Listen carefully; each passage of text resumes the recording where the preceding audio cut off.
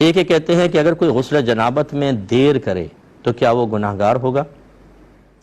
دیکھیں یہ تو حدیث میں ہے، نبی کریم صلی اللہ علیہ وسلم نے ارشاد فرمایا جس گھر میں کتا، تصویر اور جنبی شخص ہو، یعنی جس پہ غسل واجب ہے، حالت حیض و نفاس کی بات نہیں کر رہا ہوں، وہ بہنیں حالت جنابت میں نہیں ہوتی، جب ان کا حیض یا نفاس ختم ہوتا ہے اس کے بعد جنابت طاری ہوتی ہے، پھر وہ غسل کریں گی۔ جنبی وہ جس پہ غسل واجب ہو۔ سرکار نے فرمایا جو 3 چیزیں جس گھر میں، اس گھر میں اللہ تعالیٰ کی رحمت کے فرشتے نہیں آتے ہیں،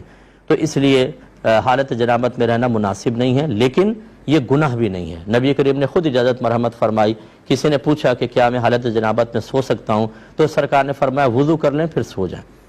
یعنی یہ استحبابی حکم تھا، وضو نہ بھی کریں تو آدمی سو سکتا ہے۔ ہاں یہ فقہا نے ضرور فرمایا کہ اگر سونے میں نماز قضا ہو جانے کا خوف ہو کہ آنکھ دیر سے کھلے گی یا کھلے گی نہیں، تو پھر تو غسل کر کے نماز کا انتظار کریں، اور یہ اسی وقت ہوگا جب ٹائم کلوز ہوگا، یا پھر یہ کہ آپ کی نیند اتنی گہری ہے، آپ کو پتہ ہے کہ جب میں سو جاؤں تو پھر لوگ لاتے بھی مارتے رہیں تو نہیں اٹھتے ہیں، تو پھر اس کو ویٹ کرنا واجب ہوگا تاکہ غسل کر کے آپ نماز ادا کریں۔ خصوصاً فجر کے معاملے میں ایسا ہی ہوتا ہے، اس کا خیال رکھا جائے گا۔